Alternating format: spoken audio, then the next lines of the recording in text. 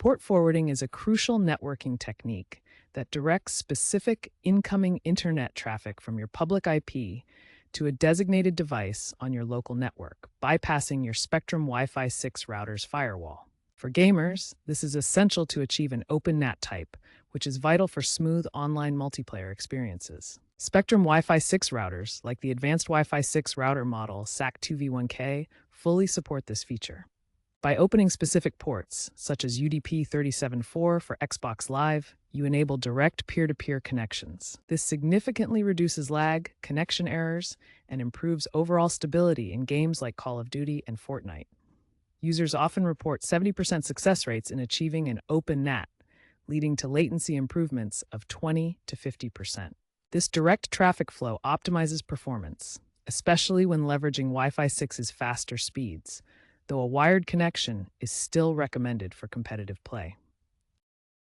To set up port forwarding on your Spectrum Wi-Fi 6 router, first access its admin panel by navigating to 192.168.11 in your web browser and logging in with your Spectrum-provided credentials. Once inside, go to Advanced Port Forwarding or Firewall Port Forwarding in newer firmware.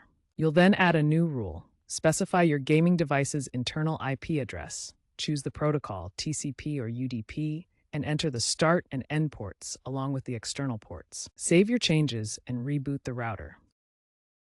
Spectrum has been enhancing this process with firmware updates, e.g. version 5.1.2 in April 2025, offering an easier web interface and automated port forwarding via UPnP. The Spectrum My Account app even includes AI-driven features that auto-detect gaming devices and suggest port opens.